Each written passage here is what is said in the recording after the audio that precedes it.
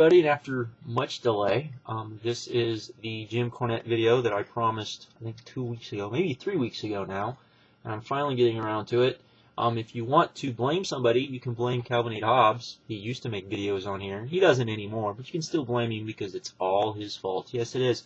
But anyways, other than that, let's get started with what this is about. I'm sure most of you are aware that Jim Cornette joined, as he would put it, the internet revolution a bit late, but he has his own website, and on that website he posts numerous things, reviews about restaurants, and of course his thoughts about wrestling and questions that people pose to him and all sorts of things. But of course it's the things that he posted about wrestling that I'm here about.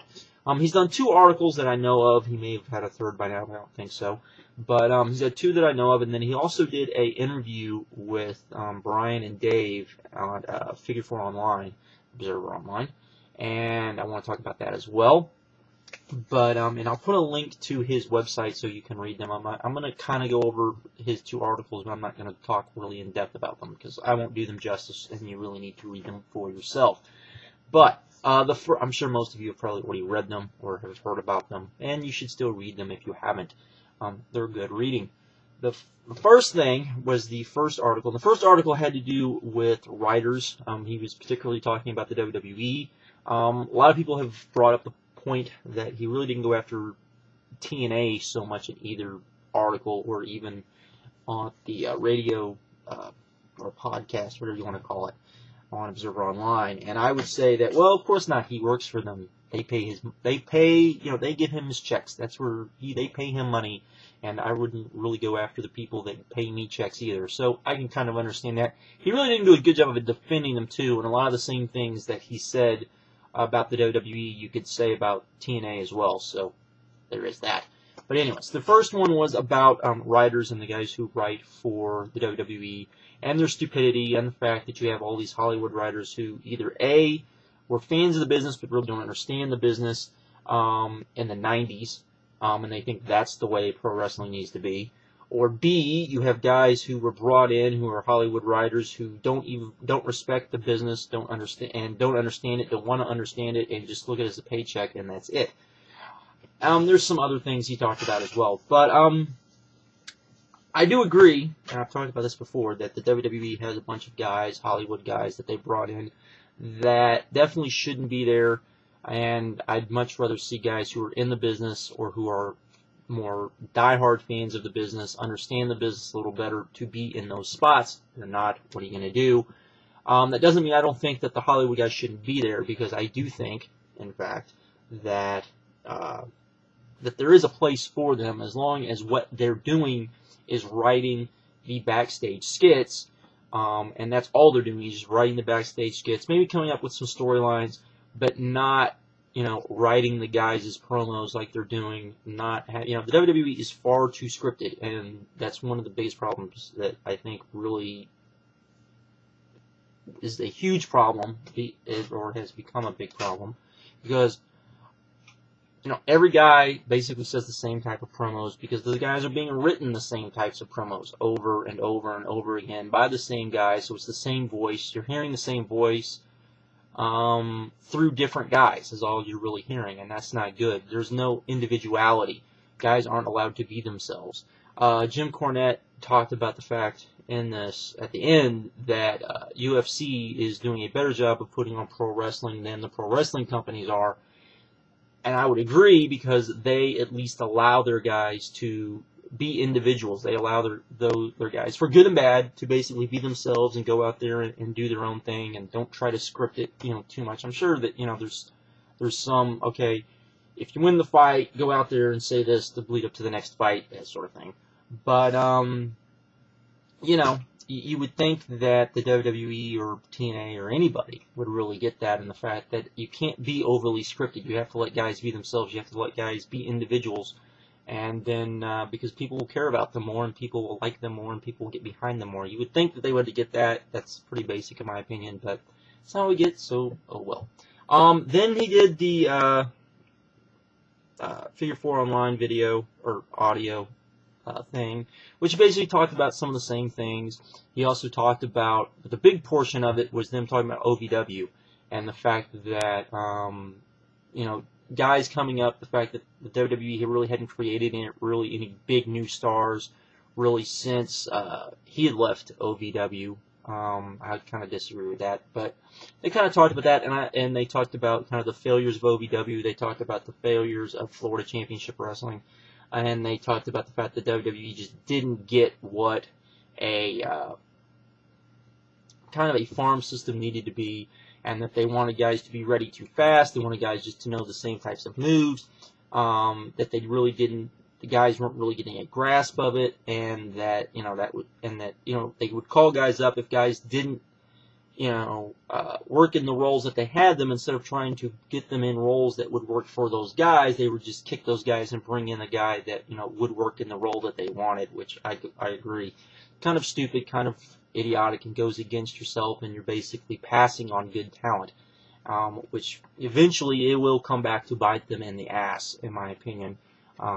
It has, as I was saying before the camera froze and whatever, I do think it will come back and bite them in the ass eventually, but there we go with that. Kind of what are they going to do? I also think that wrestling has passed them by as far as, what in-ring talent needs to be and what guys need to be and all that sort of thing. But anyways, the final article he did was about hardcore wrestling, and didn't agree with everything he said in this. Didn't agree with everything he said in any of the articles, but he talked about the history of hardcore wrestling, what hardcore wrestling was, the fact that, and I completely agree with this, that hardcore wrestling has a place when it's used correctly, which means you can have the wild and crazy brawl, but the wild and crazy brawl needs to lead to something.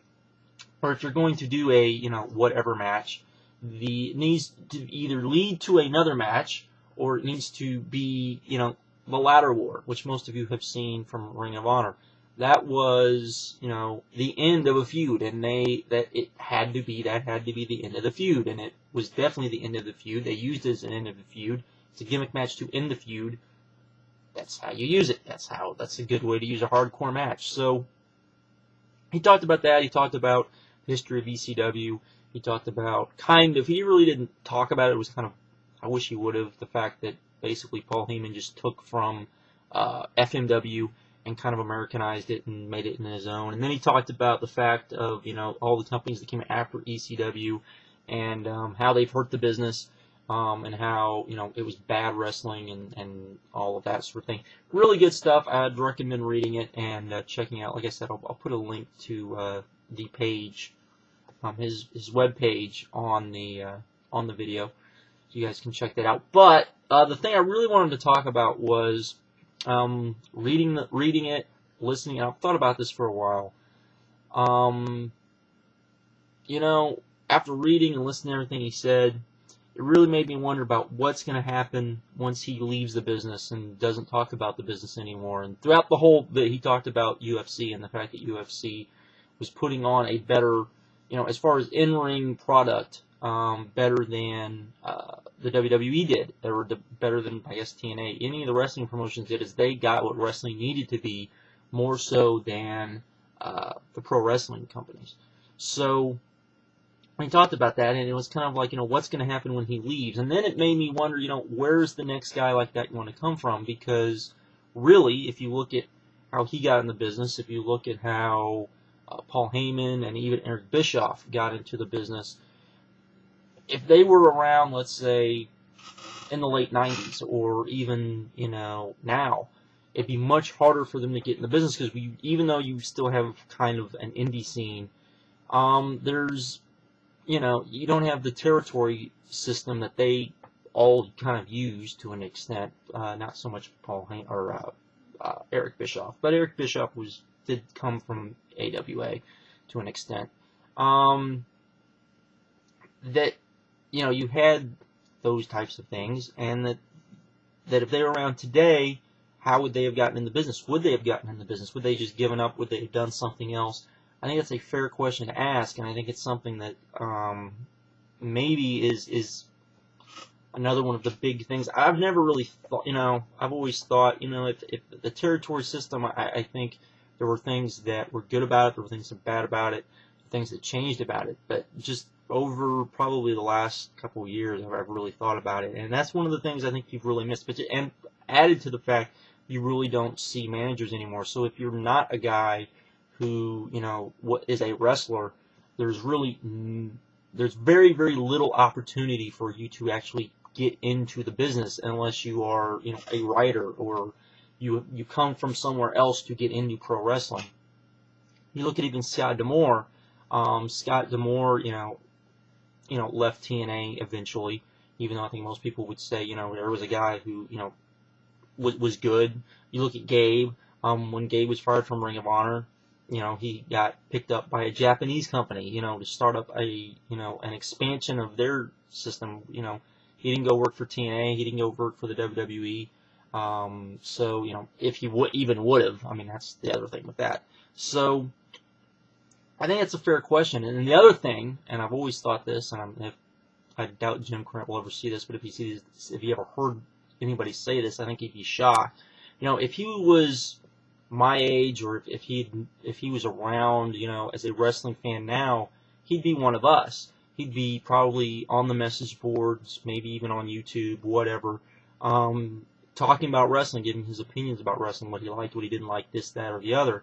And to a point, that's not a good thing, because we've all kind of heard this. We've all, over the last, I guess, really since, especially the people on YouTube have really kind of figured this out, I guess, as times have gone on, that I shouldn't say you get blacklisted, but you definitely, people don't want you around. People think, we think we know better than everybody else, that whole thing. And it's just another kind of strike against you, and I think that that, again, makes it harder today for, really diehard fans who would probably be in the business if given the chance to get into the business. So that would be the one thing that I would add to all this, is kind of, hopefully something in the industry can change where another Jim Cornette, another Paul Heyman, even to an extent another Eric Bischoff, as much as people will say, who wants another Eric Bischoff? But, he did add things, important things, good and bad, to the business. But just guys who would not be in-ring performers, guys who maybe even are just, on-screen performers, because you don't see, for example, there aren't any managers anymore. And so if you're not a guy who's going to get in the ring and wrestle, there's really nowhere for you. And I think that in the long run is going to come back, as I said, with the talent issue, come back and bite them, because eventually you're going to need people who at least understand the business or were fans of the business. And because they're fans of the business, they understand what maybe the fans want to see a little bit better than a guy who really isn't a fan of the business and is just writing the show just to write the show and get a paycheck. So there is all of those aspects as well. But that's just what I want to talk about. Like I said, I'll put a link in the description, and you guys can check out the page for yourself. With that, I am out. Have a good one, and